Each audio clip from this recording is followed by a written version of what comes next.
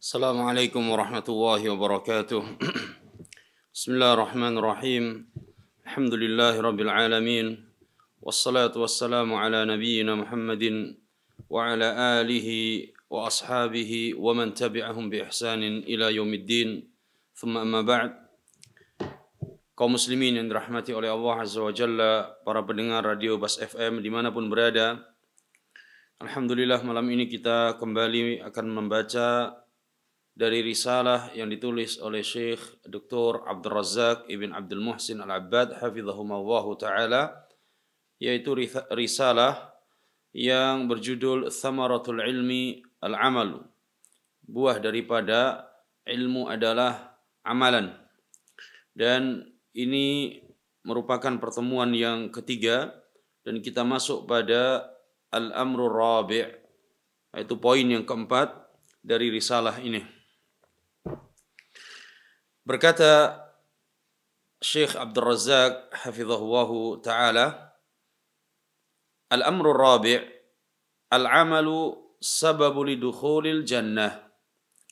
Poin yang keempat adalah al-amal sababun lidukhulil jannah. Amalan itu merupakan sebab untuk masuk ke dalam surga. Yang sebelumnya, pada poin-poin sebelumnya, belum menjelaskan tentang pentingnya mengamalkan ilmu dan ancaman bagi orang-orang yang tidak mengamalkan ilmu. Kemudian pada poin yang keempat ini, beliau menuliskan di sini, al-amal sababu lidukhulil jannah. Amalan merupakan sebab untuk masuk ke dalam surga. Inna dalail asy-syar'i jaa'a fiha annal a'mal al-muqarribata ila Allah subhanahu wa ta'ala dakhiratun lil 'abdi yaumal qiyamah. Dalil-dalil di dalam syariat Al-Quran dan sunnah Nabi sallallahu alaihi wasallam menjelaskan bahwa amalan-amalan yang mendekatkan diri kepada Allah itu sebagai simpanan bagi seorang hamba kelak pada hari kiamat, sebagai dzakhirah lil 'abdi yaumal qiyamah, sebagai simpanan bagi seorang hamba kelak pada hari kiamat. Yafuzu bisababiha biridallah jalla wa ala wa jannatih. Dengan sebab itu seorang hamba akan menjadi orang yang sukses, menjadi orang yang menang, menjadi orang yang bahagia dengan surga Allah, mendapatkan ridha dan mendapatkan surga Allah Azza wa Jalla. Walihada fil Quran ma yaqrubu minal 50 ayah yujma'u fiha fi maqami dzikri thawabi wal ajri bainal imani wal amal. Kata beliau, walihada fil Quran ma yaqrubu minal 50 ayah. Oleh sebab itu, di dalam Al-Quran hampir 50 ayat atau sekitar 50 ayat yujma'u fiha fi maqami dzikri thawabi wal ajri. 50 ayat itu menjelaskan tentang kedudukan pahala, ya, bainal imani wal amal, antara iman dan amal. Orang yang beriman dan beramal mendapatkan pahala. Orang yang beriman dan beramal mendapatkan ganjaran. Demikian lebih dari 50 ayat yang jelas-jelas menyebutkan tentang pahala bagi mereka yang beriman dan beramal. Ma'annal amala dakhilun fi musammal iman. Padahal kita tahu bahwa amalan kita ini, ibadah kita, amal saleh ini, ya, adalah masuk di dalam iman. Karena iman tidak cukup hanya dengan lisan, iman tidak cukup hanya dengan keyakinan, tapi iman juga harus dibarengi dengan amal. Oleh karena itu ahlus sunnah wal jamaah, ya, di dalam babul iman mereka meyakini bahwa iman itu dengan lisan, iman itu di dalam hati, dan iman itu diamalkan dengan anggota badan. Yazidu wa yankus. Iman itu bertambah dan berkurang. Semakin banyak ketaatan seorang, semakin banyak amal salehnya, maka semakin tinggi dan semakin sempurna keimanannya. Tapi semakin berkurang amalannya, Semakin lalai dari amal salehnya, maka akan semakin berkurang keimanannya, bahkan bisa hilang iman seorang itu apabila dia melakukan pembatal-pembatal keimanan. Qala lakin ta'liyatan li maqamil amal. Karena itu amal dan iman disebutkan selalu bergandengan oleh Allah.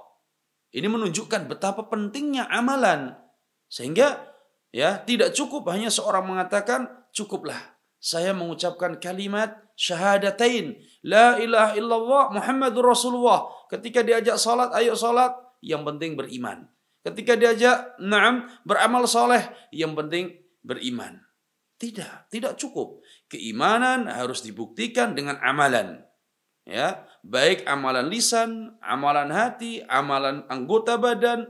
Nah, ini ya harus dibuktikan. Qala wa bayanan li'azimi sya'nihi wa rafi'i dzikrihi yukhassu ba'da umumi. Naam. Iman dan amal tidak bisa dipisahkan. Sehingga Allah menyebutkan di dalam banyak ayatnya tentang iman kemudian dibarengi dengan amal. Walladzina amanu wa 'amilus shalihat, dan orang-orang yang beriman dan beramal saleh. Nah, digandeng oleh Allah. Ya, orang-orang yang beriman. Padahal kalau disebut orang-orang beriman, jadi iman di situ mencakup adalah amal. Tapi Allah terus mengatakan walladzina amanu wa 'amilus shalihat, dan orang-orang yang beriman dan beramal saleh. Ulaika ashabul jannah, maka mereka itu adalah para penghuni surga. Hum fiha khalidun, dan mereka akan kekal di dalam surga. Maka surga ini adalah tempatnya orang-orang yang beriman dan beramal. Tempatnya orang-orang yang beriman dan beramal. Kemudian dalam ayat yang lainnya Allah Subhanahu wa taala juga firmankan, "Man 'amila salihan min dzakarin aw untha wa huwa mu'minun." Barang siapa yang beramal saleh, baik dari kalangan laki-laki maupun dari kalangan perempuan. Wa huwa mu'min, dan dia orang yang beriman, beramal saleh dan dia mukmin. Falanuhyiyannahu hayatan thayyibah, maka kami akan berikan kepada mereka kehidupan yang indah, kehidupan yang bahagia di dunia maupun di akhirat, janji Allah. Maka kebahagiaan kehidupan seorang di dunia dan kehidupan di akhirat kelak tidak lepas dari iman dan amal. Ketika seorang mencari kebahagiaan dunia, maka dia harus melalui atau dia harus memenuhi dua syarat ini, iman dan amal. Iman dan amal. Qala wala nadziyannahum ajrahum bi ahsani ma kanu ya'malun. Allah Azza wa Jalla akan memberikan kehidupan yang indah, kehidupan yang membahagiakan di dunia maupun di akhirat, dan Allah akan memberikan pahala yang lebih baik dari apa yang mereka amalkan. Kenapa? Amalan seorang ini akan dibalas oleh Allah dengan ganjaran, dengan pahala yang jauh lebih baik lagi. Ya, ini janji Allah Azza wa Jalla. Dalam ayat yang lainnya, Allah juga firmankan, "Wa nudu an tilkumul jannatu urithumuha bima kuntum ta'malun." Dan ketika diserukan kepada mereka, ya, itulah surga yang kalian akan mewarisinya, kalian akan mendapatkannya, bima kuntum ta'malun, dengan sebab amalan kalian. Dengan sebab amalan kalian. Maka amalan ini sangat penting. Ya. Kemudian dalam ayat yang lainnya Allah juga firmankan, alladzina tatawaffahumul malaikatu tayyibin yaquluna salamun alaikum udkhulul jannata bima kuntum ta'malun. Dan orang-orang yang diwafatkan, dimatikan dalam keadaan baik oleh para malaikat. Kemudian para malaikat mengucapkan salamun alaikum kepada mereka, calon penghuni surga. Orang-orang diwafatkan dalam keadaan baik, malaikat mengucapkan kepada mereka salamun alaikum, keselamatan untuk kalian. Udkhulul jannata bima kuntum ta'malun. Masuklah kalian ke dalam surga dengan sebab apa yang kalian kerjakan, apa yang kalian amalkan. Kata beliau hafizahullah, wal ayatu fi hadzal ma'na adidah. Dan ayat-ayat yang semakna dengan ini sangat banyak. Fal amalu sababun lidukhulil jannah. Maka amalan itu adalah sebab untuk masuk ke dalam surga. Nah, ini pentingnya beramal. Kemudian kata beliau, wa qaulu nabiyina alaihi salatu wassalam. Kemudian juga sabda Nabi kita sallallahu alaihi wasallam, lan yudkhilal ahada aw lan yudkhila ahadan amaluhul jannah. Kata beliau, tidaklah amalan seorang itu bisa memasukkan dirinya ke dalam surga. Ya. Tidaklah amalan seorang itu bisa memasukkan pelakunya ke dalam surga. Maksudnya apa? Kata beliau, ala sabilil mu'awadhah wal muqabalah. Amalan seorang itu bukanlah dengan amalan itu ya dapat memasukkan seorang ke dalam surga. Karena ini tidak bisa. Amalan kita dibanding surga tidak akan sampai, tidak akan bisa mendapatkan balasan demikian. Tetapi ini ada sebabnya, yaitu amalan menjadi sebab. Qal fa innal amal sababun, kata Syekh. Tetapi amalan itu adalah sebab min asbabi dukhulil jannah. Salah satu sebab dari sebab-sebab seorang masuk ke dalam surga. Adapun kunci utama seorang masuk ke dalam surga wa dukhulul jannati bi rahmatillah subhanahu wa ta'ala. Adapun seorang masuk ke dalam surga, kunci utamanya adalah karena rahmat dari Allah azza wa jalla. Qalu, para sahabat mengatakan, wala anta ya Rasulullah. Tidak juga engkau wahai Rasulullah. Engkau yang sudah beramal sekian banyak. Engkau beramal pagi, siang, malam. Engkau beramal. Tidakkah engkau juga ya Rasulullah? Qala la. Tidak pula aku, kata Nabi SAW. Qal wala ana illa an yataghammadani Allahu bifadlin wa rahmah. Kecuali karena aku senantiasa dicurahkan oleh Allah kepadaku rahmatnya, keutamaannya. Jadi seorang tidak akan masuk ke dalam surga kecuali karena sebab rahmat Allah. Adapun amal adalah menjadi apa? Sebab. Tetapi kunci utamanya adalah rahmat Allah azza wa jalla. Qala falaysatil a'malu fi maqamin yakunu dukhulul 'abdil jannah iwadan aw muqabalan lidzalik. Amalan seorang itu bukanlah menjadikan seorang pasti masuk ke dalam surga sebagai balasannya, bukan. Tetapi al-a'mal sababun. Amal itu adalah sebab. Fa inna dukhulal jannah innama huwa birahmatihi wa fadlih. Karena sungguhnya kita, ya, mudah-mudahan kita semua termasuk ahlul jannah. Sungguhnya seorang yang masuk ke dalam surga itu karena rahmat dan karunia dari Allah. Qala balil a'mal dzatuha allati yaqumu biha al-'abdu hiya min rahmatihi. Hiya min rahmatillahi bih wa fadlihi alaihi. Bahkan amalan yang kita lakukan, amalan yang dilakukan oleh seorang hamba, itu semua karena rahmat Allah. Orang bisa beramal karena dia mendapatkan rahmat Allah. Orang bisa datang ke masjid untuk sholat berjamaah karena rahmat dan karunia dari Allah. Ya, orang bisa berpuasa, orang bisa beramal saleh, semua karena rahmat Allah. Sehingga dia masuk ke dalam surga pun karena sebab rahmat Allah. Itu kunci utama tadi. Ya. Maka ini tidaklah benturan antara ayat-ayat tadi ya dengan hadis yang disebutkan oleh Nabi sallallahu alaihi wasallam. Amalan kita merupakan sebab, ya. Amalan seorang hamba merupakan sebab untuk masuk ke dalam surga. Akan tapi kunci utamanya adalah rahmat dari Allah. Maka seorang hamba, ketika dia beramal saleh, maka karena sebab dia mendapatkan rahmat Allah. Oleh karena itu tidaklah seorang itu bisa melaksanakan amal-amalan soleh kecuali karena diberi rahmat oleh Allah. Kemudian dia masuk surga pun karena rahmat dari Allah azza wa jalla. Karena itu ya hendaknya kita memperbanyak memohon rahmat Allah azza wa jalla. Kita berdoa, kita menyebut nama Allah, kita bertawassul dengan menyebut nama-nama Allah dan sifat-sifat Allah. Kita membaca ya Rahman, ya Rahim, irhamna. Ya Rahman, Ya Rahim, irhamna. Allahumma arhamni, Allahumma arhamni.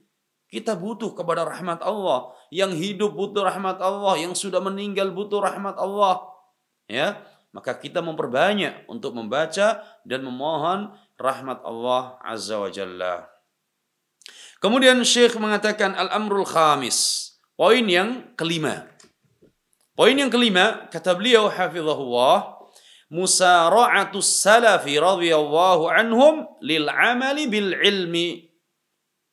Musara'atu as-salafi radhiyallahu anhum lil amali bil ilmi. Poin yang kelima, ya, semangatnya para salafus saleh, ya, semangat mereka para salafus saleh di dalam mengamalkan, ya, ilmu atau di dalam beramal dengan ilmu. Ini salafus saleh, baik dari kalangan sahabat, kalangan tabi'in, tabi'ut tabi'in atau para ulama. Mereka semangat bersegera di dalam mengamalkan ilmu. Qala mimma yubayyin hadzal maqam halus salaf rahimahumullah al-ajibah fil mubadarati lil a'mali wal musara'ati ilaiha wal muwadhabati ala fi'liha. Keadaan salafus saleh terdahulu ini keadaan yang sangat menakjubkan. Bagaimana mereka bersegera di dalam beramal, segera di dalam melakukan amal-amal saleh dan senantiasa menjaga amalan-amalan tersebut. Wal ityani biha fawran wal ityani biha fawra sama'iha min Rasulillah sallallahu alaihi wasallam. Dan mereka bersegera setiap kali mendengarkan hadis dari Nabi, mereka bersegera untuk melaksanakannya, bersegera untuk mengamalkannya. Wa fawra sama'ihim li hadithihi alaihi salatu wassalam yubadiruna mubadaratan ajibah. Salaf terdahulu, sahabat, tabi'in, tabi'ut tabi'in, mereka bersegera setiap kali mendengar hadis-hadis Nabi, segera mereka mengerjakannya. Dan ini, ya, sangat menakjubkan. Qala wa yusari'una musara'atan 'azimah lil 'amali bima ya'muruhum bihi salawatullahi wa salamuhu alaihi wa yuwadhibuna ala dhalik. Bersegera beramal, segera mengamalkan. Ketika Nabi perintahkan mereka, langsung bersegera. Dan mereka konsisten dan mereka senantiasa menjaga amalannya.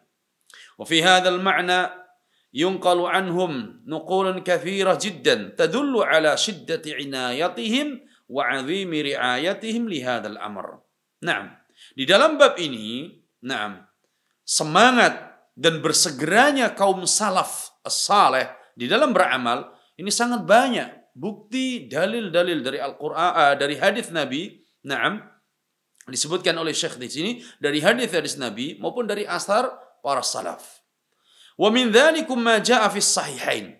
Di antara bukti dari hadis Nabi sallallahu alaihi wasallam ketika mereka para sahabat mendengarkan hadis ini, mereka bersegera untuk mengamalkan dan menjaga amalan tersebut. Yaitu hadis yang diriwayatkan oleh Al-Imam Al-Bukhari dan Muslim di dalam sahihnya. Wa ghairihima, dan juga diriwayatkan oleh yang lainnya. Min hadis Ali radhiyallahu anhu. Dari hadis Ali radhiyallahu taala anhu, Ali bin Abi Thalib. Fi qissati Fatimah radhiyallahu taala anha bintan Nabi sallallahu alaihi wasallam, yaitu kisah tentang Fatimah bintun Nabi sallallahu alaihi wasallam. Indama ja'at an-nabiy sallallahu alaihi wasallam tatlubu khadiman. Kisah yang masyhur ketika Fatimah istri Ali bin Abi Thalib, putri Nabi sallallahu alaihi wasallam, datang kepada ayahnya, datang kepada Rasulullah sallallahu alaihi wasallam, dan beliau meminta khadiman, pembantu. Meminta seorang pembantu yang untuk membantu urusan pekerjaannya di rumah. Faqala laha alaihi salatu wassalam, maka Rasulullah sallallahu alaihi wasallam tidak memberikan pembantu, tapi Rasulullah mengajarkan kalimat, mengajarkan zikir yang zikir itu melebihi daripada pembantu. Faqala laha alaihi salatu wassalam, maka Rasulullah sallallahu alaihi wasallam mengajarkan kepada Fatimah dan kepada Ali, awala adulluki ala ma huwa khairun laki min khadim. Wahai putriku, wahai putriku, maukah aku tunjukkan kepadamu? Maukah aku berikan kepadamu suatu yang lebih baik daripada pembantu? Tentu mau.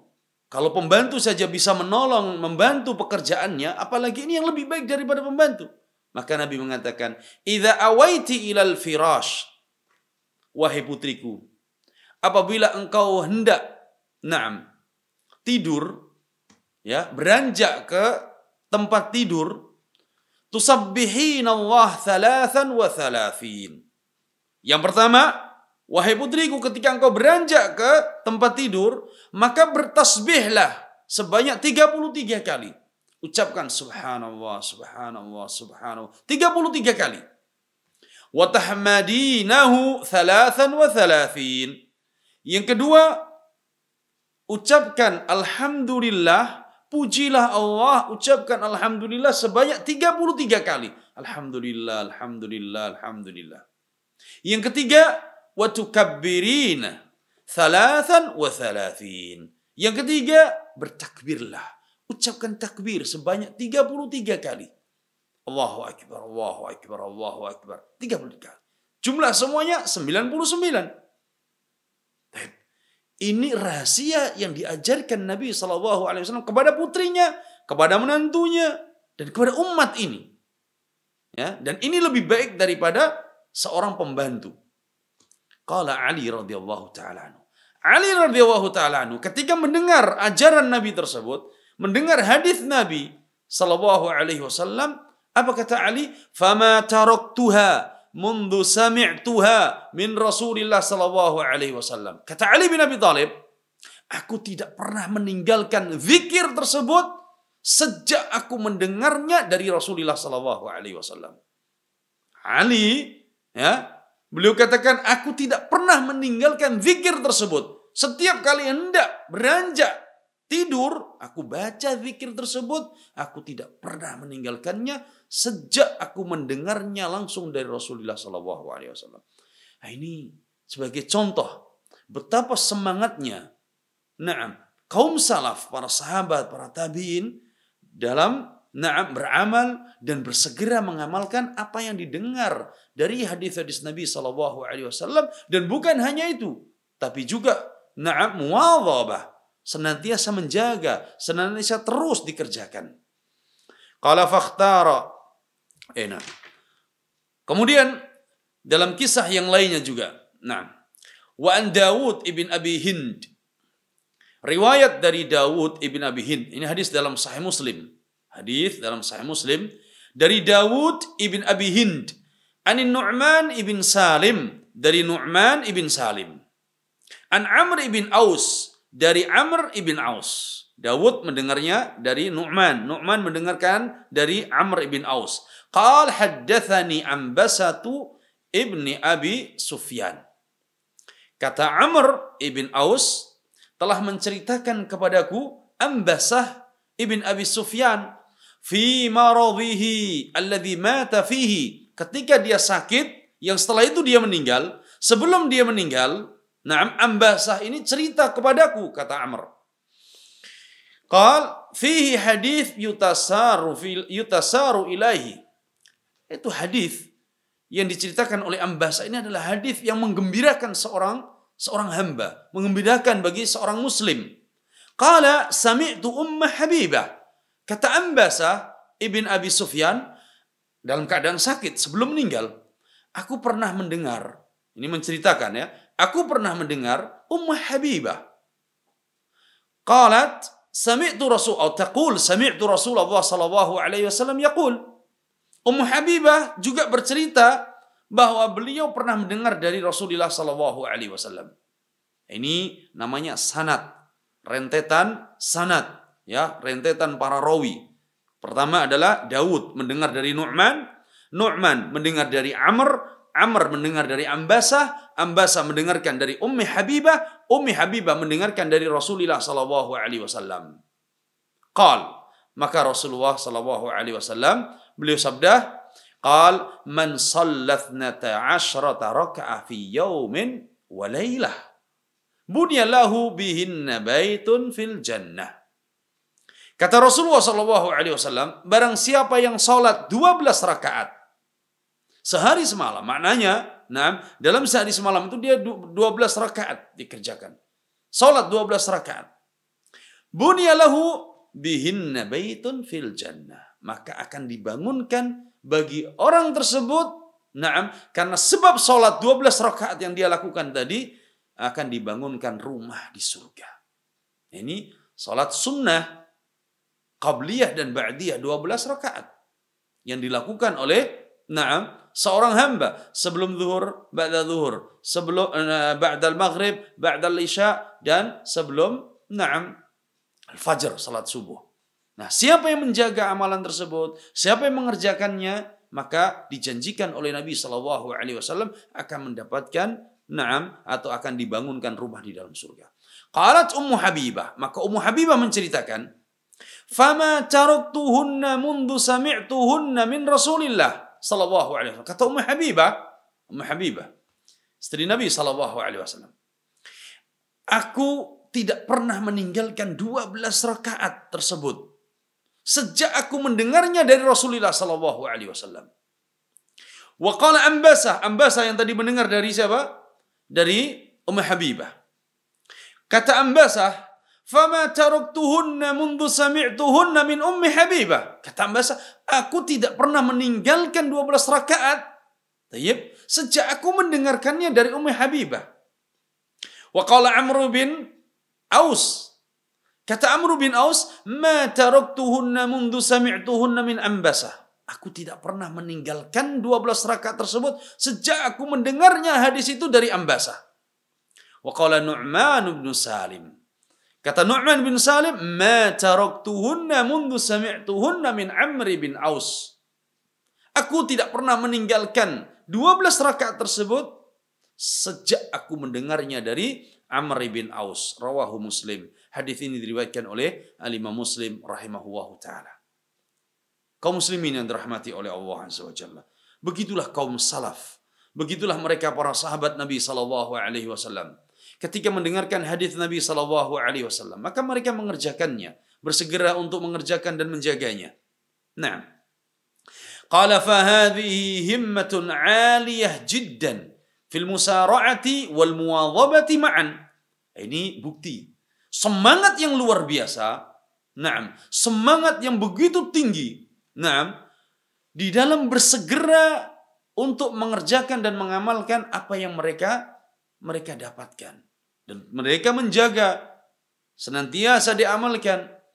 Qala fil musara'ati ilal amal, bersegera di dalam beramal, wal mubadarati ilal qiyam, bersegera untuk melaksanakannya, wal muwadhabati alaih, dan menjaga senantiasa diamalkan. Wa ja'a fi sahih al-Bukhari, juga diriwayatkan oleh al-Imam Al-Bukhari rahimahullah di dalam sahihnya, min hadits Abi Hurairah radhiyallahu taala anhu qala, hadis dari Abi Hurairah radhiyallahu taala anhu, beliau mengatakan, "Awsani khalili bi thalathin la ad'uhunna hatta amut." Kata Abu Hurairah, telah berwasiat kepadaku kekasihku, yaitu Rasulullah sallallahu alaihi wasallam. Rasulullah pernah berwasiat, dan memberikan nasihat kepada Abi Hurairah. Kata Abu Hurairah, telah berwasiat kepadaku Rasulullah, kekasihku Rasulullah, dengan 3 perkara yang aku tidak pernah meninggalkan sampai aku meninggal, atau aku tidak akan meninggalkannya sampai aku meninggal. Yang pertama, saumi thalathati ayyamin min kulli syahrin. Wasiat Nabi yang pertama adalah puasa 3 hari dalam setiap bulan. Puasa 3 hari setiap bulan. Wa salati ad-duha, dan salat duha. Wa naumin ala witrin, dan salat witir terlebih dahulu sebelum tidur. Ketika dia tidur, dia sudah melaksanakan witir. Ini yang diwasiatkan oleh Rasulullah sallallahu alaihi wasallam kepada Abu Hurairah, dan Abu Hurairah menjaganya. Bahkan Abu Hurairah katakan, aku tidak akan meninggalkannya sampai aku meninggal. Wa mithluhu tamaman ma rawahu Muslim fi sahihihi. Begitu juga hadis yang diriwayatkan oleh Imam Muslim dalam sahihnya, min hadis Abi Darda radhiyallahu taala anhu qala. Juga cerita hadis atau diceritakan dari Abi Darda radhiyallahu taala anhu, qala awsani habibi sallallahu alaihi wasallam bi thalathin lan ad'ahunna ma 'ishtu. Kata Abu Darda, Rasulullah sallallahu alaihi wasallam, kekasihku Rasulullah pernah berwasiat kepadaku dengan 3 perkara dan aku tidak akan meninggalkannya selama aku masih hidup. Wa dzakara hadhihi tsalatsa. Juga menyebutkan 3 perkara tadi adalah puasa 3 hari setiap bulan, kemudian salat duha dan salat witir sebelum tidur. Qala wa mithalun akhar li ahadi sighari sahabah. Contoh yang lain bagaimana kaum salaf terdahulu, para sahabat senior maupun sahabat yang junior, sahabat kibar maupun sahabat sighar. Di antara contoh sahabat sighar ay wa huwa Umar ibn Abi Salamah radhiyallahu anhu. Umar ibn Abi Salamah radhiyallahu taala anhu. Qal, ini adalah putri Ummi Salamah. Qala kuntu ghulaman fi hajri Rasulillah sallallahu alaihi wasallam wa kanat yadi tatishu fi safhah. Kata Umar ibn Abi Salamah. Kata Umar ibn Abi Salamah. Kuntu ghulaman fi hajri Rasulillah sallallahu alaihi wasallam. Aku ketika masih kecil dan berada di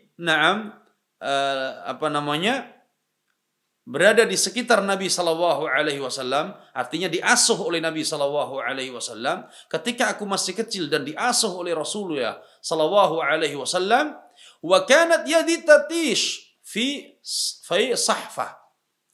Kata Umar ibn Abi Salamah, ketika aku kecil dan berada di asuhan Nabi sallallahu alaihi wasallam, kalau kami sedang makan bersama Rasulullah, tanganku sudah seliweran, tanganku suka berseliweran ke sana kemari. Jadi ada nampan makan, kata siapa? Umar ibn Abi Salamah, tanganku ini berseliweran di nampan. Ya, yang harusnya di depan, tangannya ke sana, kemari, ke sana. Faqala li, maka Rasulullah sallallahu alaihi wasallam memberikan nasihat kepadaku ketika sedang makan tadi. Qal ya gulam samillah. Ya gulam samillah. Wahai ananda, wahai anak kecil, samillah. Samillah, baca basmalah. Ketika hendak makan, maka baca basmalah terlebih dahulu. Wa qul bi yaminik. Nah, ini adab di dalam makan. Yang kedua, setelah basmalah, makanlah dengan tangan kanan. Wa qul mimma yalik. Taib. Ketika sudah mulai makan, ya, maka makanlah apa yang ada di hadapanmu. Terlebih ini makan nampan. Ini makan yang dalam satu nampan, ya.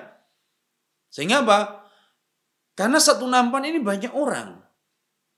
Nah, tangannya ini tidak kesana kemari. Apa yang ada di hadapannya dia makan. Ini adab di dalam makan. Ya, adab di dalam makan. Qala zad al-Bukhari anhu radhiyallahu anhu annahu qala. Di dalam riwayat Imam Bukhari ada tambahan. Ucapan siapa? Umar ibn Abi Salamah radhiyallahu anhu. Fama zalat tilka ti'mati ba'du. Nah, setelah diajarkan Nabi sallallahu alaihi wasallam, ya, bahwa kalau mau makan baca basmalah. Kemudian makan pakai tangan kanan. Kemudian yang ketiga, makan yang ada di hadapanmu. Apa kata Umar ibn Abi Salamah? Fama zalat tilka ti'mati ba'du. Dan begitulah cara makanku setelah itu seterusnya. Ya, begitulah gaya cara makanku seterusnya. Bagaimana? Basmalah, tangan kanan, kemudian yang ada di hadapannya. Tidak lagi tangannya berseliweran ke sana kemari. Ya.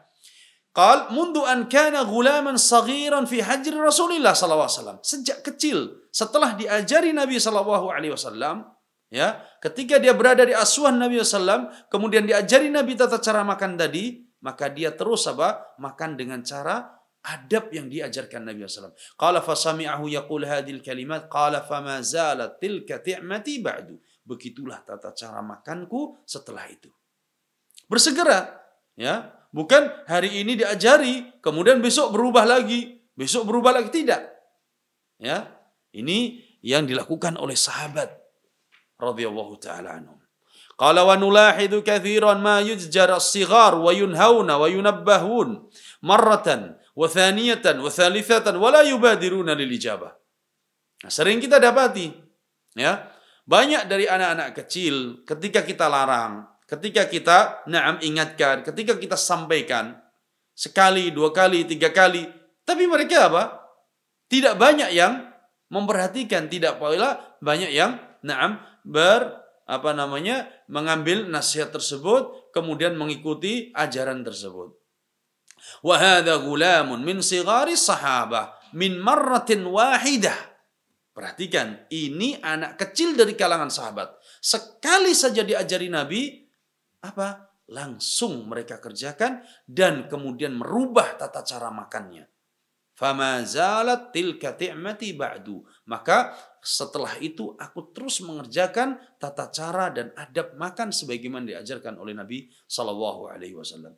Fahadha yadullu 'ala al-musara'ati min jihah wal muwadhabati 'ala dzalika ila al-mamati min jihatin ukhra. Maka di sini ada dua perkara. Yang pertama, bersegera di dalam mengerjakan apa yang diajarkan oleh Nabi, bersegera di dalam mengamalkan apa yang didengar dari hadis-hadis Nabi. Yang kedua, al-muwadhabah ala dzalika ila al-mamati min jihatin ukhra. Yang kedua, menjaga amalan itu terus-menerus dikerjakan sampai meninggal. Ya, bukan hanya mendengar hadis langsung diamalkan, tapi sekali kemudian setelah itu tidak pernah sama sekali atau bahkan kebalikannya waliyadzubillah. Enggak. Ya. Qala wa idza nadharna fi siyaris salafis salih ba'da as-sahabati yunqalu anhum fi hadzal ma'na nuqulun 'azimatun jiddan. Kalau kita perhatikan di dalam sejarah-sejarah salafus salih setelah para sahabat Nabi sallallahu alaihi wasallam dari kalangan tabi'in, tabi'ut tabi'in, para a'immah, akan kita dapatkan cerita-cerita yang semakna dengan itu. Ya, sangat banyak. Mithlu qauli Sufyan ats-Tsauri rahimahullah. Sebagaimana perkataan al-Imam Sufyan ats-Tsauri rahimahullahu taala, Amirul Mukminin fil hadis. Dikatakan oleh al-Imam Syu'bah bahwa Sufyan ats-Tsauri adalah Amirul Mukminin fil hadis. Bahkan Sufyan ibn Uyainah ini adalah murid daripada al-Imam Sufyan ats-Tsauri. Beliau mengatakan, aku tidak pernah mendapati guru yang lebih baik daripada Sufyan ats-Tsauri. Padahal guru beliau sangat banyak sekali. Bahkan Abdullah bin Mubarak juga mengatakan demikian.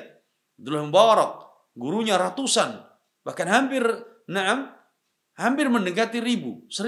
Tetapi beliau katakan, aku tidak mendapati yang lebih baik daripada Sufyan ats-Tsauri. Sufyan ats-Tsauri rahimahullah beliau mengatakan, ma balaghani hadithun an Rasulillah sallallahu alaihi wasallam illa amiltu bih. Kata beliau, tidaklah sampai kepadaku satu hadis dari Rasulullah SAW kecuali pasti aku langsung mengamalkannya. Ya. Berapa banyak hadis yang sampai kepada Sufyan ats-Tsauri? Ribuan, puluhan ribu hadis yang sampai kepada beliau. Dan beliau katakan, tidaklah satu hadis sampai kepadaku dari hadis Rasulullah kecuali pasti aku amalkan. Wa qala Amr bin Qais al-Mala'i rahimahullah. Berkata Amr bin Qais al-Mala'i rahimahullah, "Idza balaghaka al-haditsu an Rasulillah sallallahu alaihi wasallam fa'mal bihi walau marratan takun min ahli." Kata beliau, apabila sampai kepadamu hadis Nabi sallallahu alaihi wasallam, maka kerjakan hadis tersebut meskipun sekali. Takun min ahli, niscaya engkau akan menjadi ahlinya. Menjadi ahli apa? Ahli hadis. Menjadi orang yang mengamalkan hadis, menjadi orang yang mengamalkan sunnah. Naam. Ya. Adapun perkataan beliau, fa'mal bihi walau marratan wahidah. Amalkan meskipun hanya sekali. Hadza fi sunani war raghaib. Kata Syekh, ini dalam perkara hal-hal yang sunnah, perkara-perkara yang dianjurkan. Adapun hadis-hadis yang itu merupakan perkara kewajiban, ya, fariidhah, ammal wajibat wal faraid fala yakfi liyakuna min ahli an ya'mal bihi marratan. Adapun hadis-hadis yang itu berkenaan dengan kewajiban-kewajiban, perintah-perintah, maka tidak cukup hanya sekali dikerjakan, ya, tapi harus terus dikerjakan. Ketika kita mendengarkan hadis Nabi sallallahu alaihi wasallam, seumpamanya tentang hadis apa? hadis salat. Hadis salat. Kata Nabi sallallahu alaihi wasallam, "Bunyal Islamu ala khamsin, syahadati an la ilaha illallah wa anna Muhammadar Rasulullah wa iqamis shalah." Mendengarkan hadis salat, dikerjakan salat sekali saja. La, ini kewajiban. Tidak bisa hanya sekali, tapi terus dikerjakan. Naam. Qala wa naqala Ibnu Al-Qayyim rahimahullah an syaikhihi, Syekhul Islam Ibnu Taimiyah rahimahullah. Lama dzakara Ibnu Al-Qayyim hadits Abi Umamah 'an Nabi sallallahu alaihi wasallam annahu qala. Al-Imam Ibnu Qayyim rahimahullah, beliau menceritakan ya dari gurunya yaitu Syekhul Islam Ibnu Taimiyah tentang hadis Abi Umamah. Hadis Abi Umamah bahwa Nabi sallallahu alaihi wasallam beliau bersabda, "Man qara'a ayatal kursi dubura kulli salatin lam yakun bainahu wa bainal jannati illa an yamut." Ibnu Qayyim bercerita tentang Syekhul Islam. Tatkala Syekhul Islam membawakan hadis Umamah, hadis Abi Umamah. Yaitu hadis Nabi SAW, barang siapa yang membaca ayat kursi selesai salat, dia membaca ayat kursi. Setiap selesai salat wajib dia membaca ayat kursi.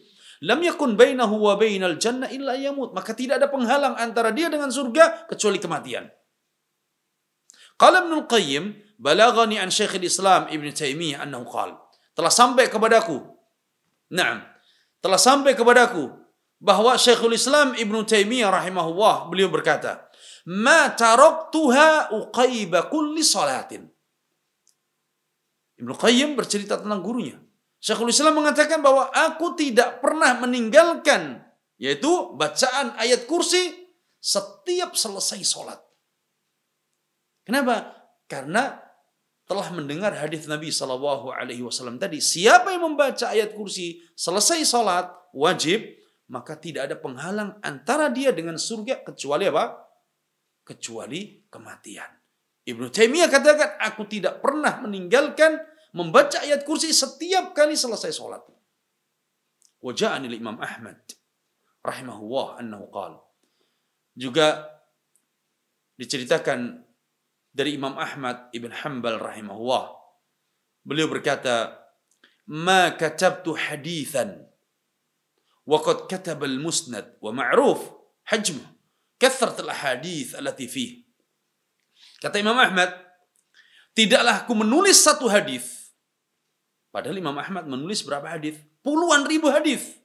Di dalam Musnad Imam Ahmad, ya, kitab Musnad Imam Ahmad rahimahullah yang sekarang dicetak, ya, sekitar 52 jilid.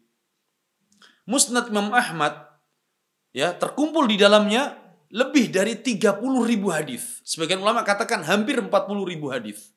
Ya, 30.000 hadis lebih.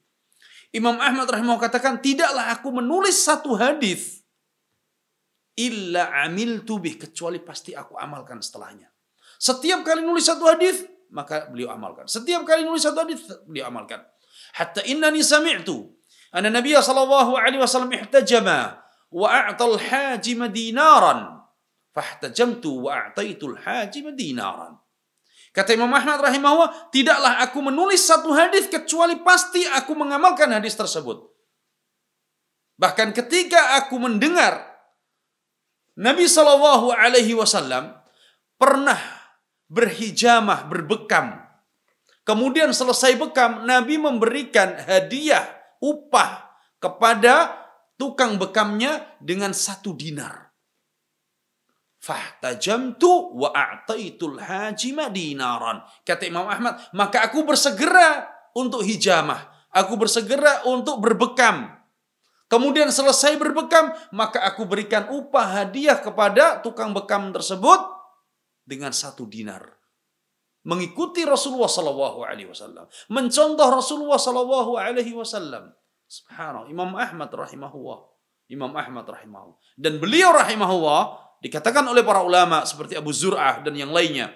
Beliau mengatakan bahwa Ahmad ibn Hanbal ini hafidha alfa hadis.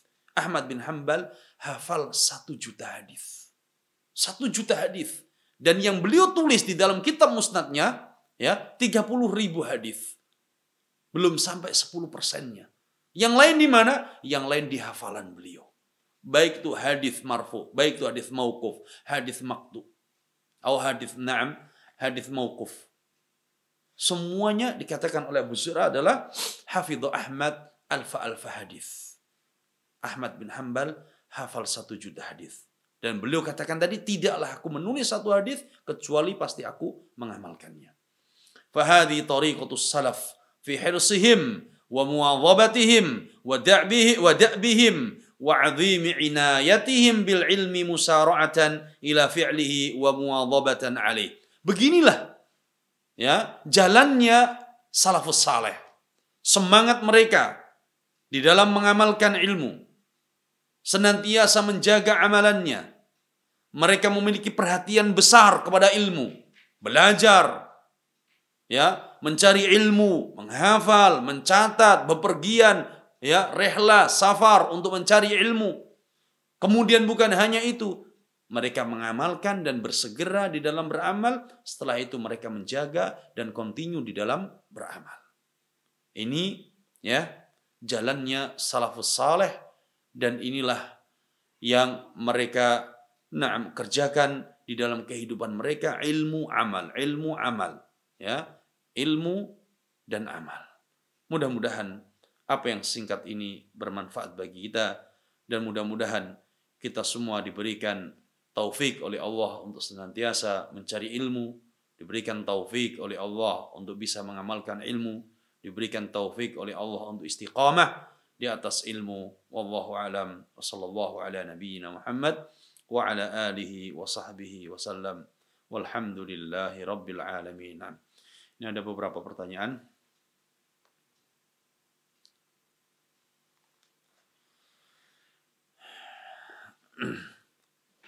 Waalaikumsalam warahmatullahi wabarakatuh. Mohon nasihatnya bagaimana kita harus menghadapi orang yang sudah mengaji, yang bersikap sinis kepada kita. Karena kita masih harus menyelesaikan kuliah di jurusan umum, misalnya psikologi yang sering dianggap sesat. Karena terkadang membuat kami kurang nyaman dengan sikapnya ketika di majelis ilmu. Seperti langsung memalingkan muka dan nada bicaranya berubah, tidak ramah lagi ketika tahu kami masih kuliah di jurusan umum. Jazakumullah khairan. Nah, akhil karim yang dimuliakan Allah Azza wa Jalla.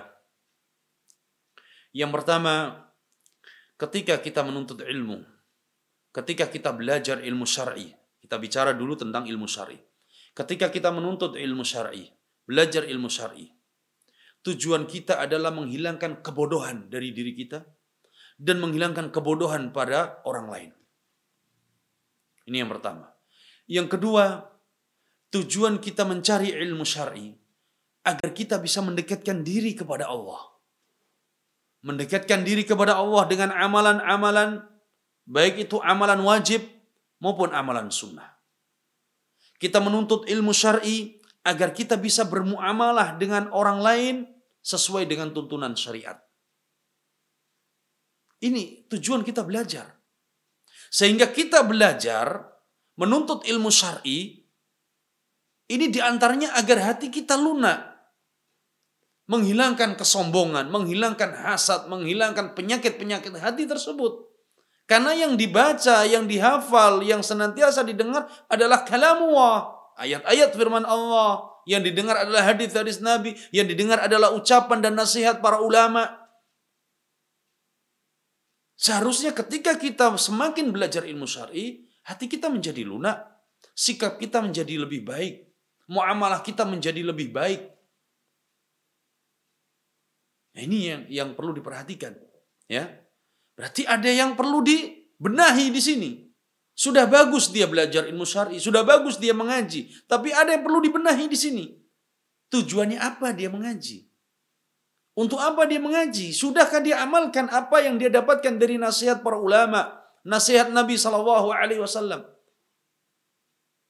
Dan kita yakin bahwa orang tersebut sudah mendengarkan hadis Nabi SAW dari para asatidzah, atau dia baca dari kitab-kitab para ulama dan tulisan para asatidzah, hadis Nabi SAW, tabassumuk fi wajhi akhik laka sadaqah. Senyummu kepada saudaramu ya akan dicatat sebagai sedekah oleh Allah. Tersenyum kepada saudara kita, ya, sesama kaum muslimin. Ucapkan salam sesama kaum muslimin, bermuamalah yang baik. Subhanallah. Bahkan ini merupakan wasilah di dalam berdakwah. Salah satu cara di dalam berdakwah, selain dakwah dengan lisan, adalah dakwah dengan senyuman, ya, dakwah dengan amalan, dakwah dengan muamalah yang baik, akhlak yang baik. Ya, maka ini ada yang harus dibenahi. Kemudian yang kedua, akhi, ketika ada saudara kita yang kalau jumpa dengan kita tidak mau mengucapkan salam, tidak mau tersenyum kepada kita, padahal dia sudah mengaji, tetap ucapkan. Antum yang mengucapkan salam. Antum ucapkan salam. Meskipun dia tidak mau mengucapkan salam terlebih dahulu, antum yang mengucapkan salam, kita ucapkan salam terlebih dahulu. Adapun dia mau menjawab atau tidak mau menjawab, urusan dia. Karena menjawab salam itu hukumnya wajib. Mengucapkan salam hukumnya sunnah. Antum ketika mengucapkan salam, assalamualaikum, itu mendapat pahala sunnah. Orang tersebut kalau dia menjawab, antum mendapatkan pahala yang lebih baik daripada itu. Sehingga para ulama mengatakan, sebagian ulama kita mengatakan bahwa ada amalan sunnah yang lebih baik daripada yang wajib. Apa itu? Adalah mengucapkan salam terlebih dahulu. Kenapa? Dianjurkan mengucapkan salam, sunnah, assalamualaikum. Orang yang mendengarkan salam wajib dia menjawab. Kalau tidak menjawab berdosa. Ketika dia menjawab, dia mendapatkan pahala. Dan kita mendapatkan pahala yang lebih. Karena kita yang memulai menghidupkan sunnah tersebut. Dia mungkin tidak mau senyum kepada kita. Senyumin dia. Hanya gara-gara apa? Antum masih kuliah dalam umum. Tidak semua kuliah umum ya adalah sesat. Tidak. Ada kuliah umum yang dibutuhkan. Kuliah-kuliah umum yang dibutuhkan. Selama itu bermanfaat. Ya, dan tidak apa menjadikan seorang tersesat. Apalagi dia kuliah umum, antum kuliah umum, kemudian antum barengi dengan belajar ilmu syar'i, kuliah pagi hari, pelajaran umum, baik kedokteran, baik itu handasah, baik itu elektronik, baik itu kesehatan atau pertanian atau kuliah teknologi. Di malam harinya, sore harinya antum belajar ilmu syar'i. Subhanallah. Ya. Nah, ini tidak benar. Maka bagaimana sikap kita? Ya tadi, ucapkan salam terlebih dahulu, senyumi dia. Adapun sikap dia masih demikian, maka kembalikan kepada Allah, doakan. Mudah-mudahan dia sadar, dan yang perlu dibenahi adalah niat dia di dalam belajar. Apakah dia dengan belajar tersebut semakin keras hatinya, ya, semakin buruk akhlaknya, atau dengan belajar tersebut semakin lembut hatinya, semakin baik muamalahnya, semakin tawadhu di dalam bermuamalah dengan orang lain, ya. Wallahu a'lam. Waalaikumsalam warahmatullahi wabarakatuh. Bagaimana kiat-kiat untuk menghilangkan rasa malas untuk melakukan ibadah? Apakah rasa malas itu dikarenakan dosa-dosa kita? Nah, merupakan fitrah manusia. Ada saatnya kita itu semangat. Dan kadang ada saatnya kita itu malas. Nah, yang jadi masalah sekarang, kemalasan itu apakah menjadikan kita meninggalkan perkara yang wajib? Atau kemalasan itu menjadikan kita jatuh dalam perbuatan dosa? Ini yang berbahaya. Kalau seandainya kemalasan itu karena malas di dalam melaksanakan hal-hal yang sunnah, ada saatnya dia futur, ada saatnya dia bosan, ada saatnya dia malas. Tayyib, hadhi fitrah manusia. Ya, karena apa? Al-iman yazid wa yanqus. Bagaimana kiatnya? Kalau itu perkara wajib, maka dia harus memperbaiki. Karena itu perkara wajib, tidak bisa ditinggalkan, harus dikerjakan. Nah, harus dikerjakan. Baca, tayyib. Yang pertama adalah baca sejarah para sahabat. Bagaimana semangat mereka di dalam beribadah. Bahkan saking semangatnya mereka sampai direm oleh Nabi. Karena tidak boleh, berlebih-lebihan tidak boleh, kurang juga tidak boleh, wasatiyah. Wasatiyah, pertengahan. Ada saatnya yang wajib kita kerjakan. Ada saatnya yang sunnah kita kerjakan. Baik. Tapi harus diperhatikan wasatiyah. Ketika datang 3 orang sahabat kepada Nabi SAW dan bertanya kepada salah satu istri Nabi, bagaimana ibadah Nabi? Istri Nabi menceritakan, ibadah Nabi demikian dan demikian, ibadah Nabi di malam hari demikian, begini dan begitu ibadah Nabi. 3 orang sahabat ini merasa belum ada apa-apanya dibanding Nabi SAW. Padahal mereka sahabat. Sehingga yang satu mengatakan, kalau begitu, Tayyib, aku akan puasa terus setiap hari. Yang satu, kalau begitu, aku akan sholat semalam suntuk dan tidak akan tidur selamanya. Yang ketiga, dikatakan, aku akan beribadah terus dan aku tidak mau menikah. Kemudian sampailah kepada Nabi SAW ucapan mereka tadi. Maka Nabi SAW mengatakan, aku salat malam dan aku pun tidur. Usolli wa arqud. Aku salat dan aku tidur. Ya. Berarti apa? Ada saatnya ibadah, ada saatnya istirahat. Taib. Kemudian Nabi katakan, asum wa uftir. Aku berpuasa dan aku juga apa? Berbuka. Kadang puasa, kadang tidak. Yang sunnah. Taib. Yang ketiga kata Nabi SAW, wa atazawwajun nisa, dan aku pun menikahi para wanita. Ya. Nah ini. Kemudian Nabi katakan, faman raghiba an sunnati falaysa minni. Maka barang siapa ya yang enggan untuk mengikuti sunnahku, maka bukan dari golonganku. Sunnah Nabi SAW. Ada saatnya kita futur, kita bosan, kita malas. Naam. Tapi jaga, jangan sampai kemalasan kita, kebosanan kita tersebut, tayyib, jatuh pada hal yang diharamkan oleh Allah. Ya, jangan sampai dengan kemalasan tersebut meninggalkan perkara-perkara yang wajib. Oleh karena itu, baca sejarah para sahabat, bagaimana semangat mereka dalam beramal, baca sejarahnya para tabi'in, sejarahnya para ulama, bagaimana mereka semangat di dalam beribadah, semangat dalam beramal, semangat dalam belajar, semangat. Kemudian yang kedua, cari sahabat-sahabat, cari teman-teman, cari majlis yang itu selalu mengingatkan kita kepada Allah, mendekatkan kita kepada Allah. Majlis dan sahabat-sahabat yang bisa membuat kita juga ikut semangat di dalam belajar, semangat dalam beramal. Ya, bukan sembarang teman. Ya, teman yang ngajak main, teman yang ngajak hal-hal yang maksiat diikutin, bukan. Cari teman yang bisa menjadikan kita istiqamah dan semangat di dalam belajar, dalam beramal, ya. Kemudian yang terakhir, berdoa, mohon kepada Allah Azza wa Jalla agar diberikan istiqamah, diberikan thabat. Ya, sebagaimana diajarkan oleh Nabi SAW, ya muqallibal qulub, tsabbit qalbi ala dinik. Ya muqallibal qulub, tsabbit qalbi ala dinik. Ya Allah, wahai yang membolak-balikkan hati, tetapkan, teguhkan hatiku di atas ketaatan kepadamu. Mohon kepada Allah, karena hati kita ini ya dibolak-balikkan oleh Allah, dan sesuai dengan kehendak Allah, maka mohon kepada Allah, berdoa kepada Allah, sebagaimana juga doa yang disebutkan oleh Imam Al-Hasan Al-Basri rahimahullahu ta'ala, Allahumma anta rabbuna farzuqnal istiqamah. Ya Allah, engkaulah Tuhan kami, maka berilah rizki istiqamah kepada kami. Berilah kami istiqamah. Allahumma anta rabbuna farzuqna al-istiqamah. Wallahu a'lam. Baik, soal selanjutnya. Waalaikumsalam warahmatullahi wabarakatuh. Mohon nasihatnya jika ingin memulai untuk mencari ilmu syar'i. Kewajiban apakah yang apa, Mas? Baik. Mohon nasihatnya jika ingin memulai untuk mencari ilmu syar'i. Kewajiban apakah yang pertama kali harus dilakukan? Bagaimana yang seharusnya dilakukan? Naam.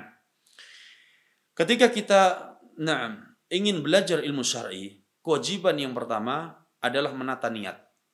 Menata hati. Kita belajar ilmu syar'i untuk apa? Apakah karena Allah? Tayyib. Untuk ikhlas karena Allah, untuk menghilangkan kebodohan pada diri kita, untuk menghilangkan kebodohan pada orang lain, untuk membela agama, atau belajar ilmu syar'i, untuk mencari dunia. Kalau belajar ilmu syar'i untuk mencari dunia, maka kata Nabi SAW, fannarun nar. ancamannya adalah api neraka. Karena ini ilmu agama, karena ini ilmu syar'i. Maka yang pertama harus menata hati dan menata niat. Ikhlaskan di dalam belajar ilmu syar'i adalah karena mencari ridha, mencari wajah Allah, tayyib, untuk menghilangkan kebodohan pada diri kita, menghilangkan kebodohan pada orang lain. Tayyib, ini yang pertama. Yang kedua, persiapan yang harus kita lakukan bahwa belajar ilmu syar'i ini berbeda dengan belajar ilmu-ilmu umum.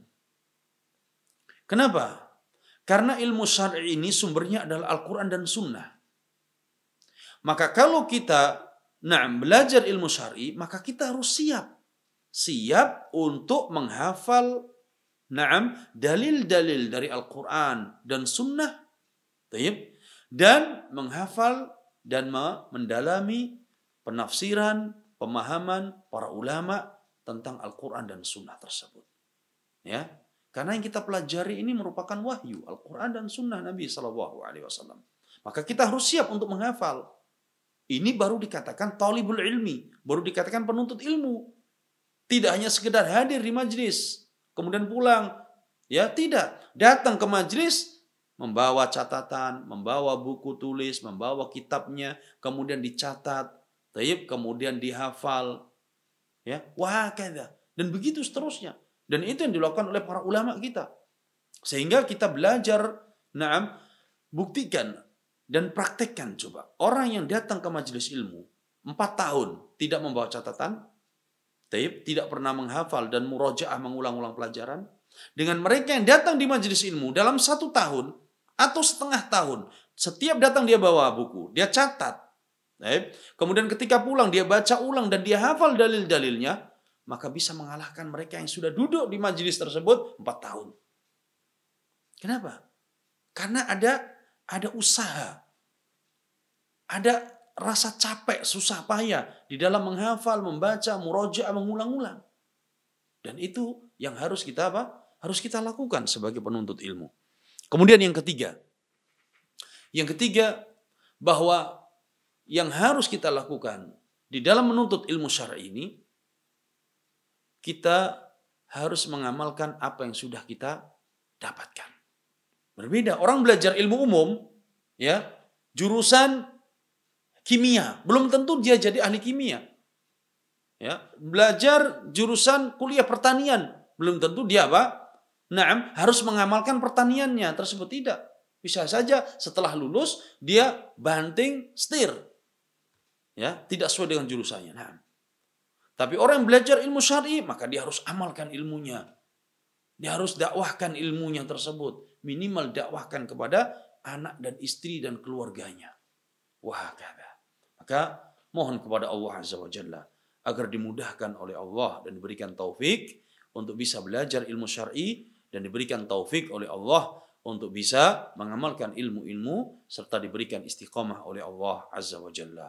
Wallahu alam. Mudah-mudahan apa yang singkat ini bermanfaat, dan insyaallah kita melanjutkan pada pertemuan yang akan datang, dan kita mohon kepada Allah agar kita senantiasa dijaga dan dilindungi oleh Allah dari berbagai fitnah, dari berbagai hal-hal yang bisa membahayakan agama, membahayakan diri kita dan membahayakan keluarga kita. Hadza wallahu a'lam wa sallallahu ala nabiyyina Muhammad wa ala alihi wa sahbihi wasallam walhamdulillahi rabbil alamin. Wassalamu alaikum warahmatullahi wabarakatuh.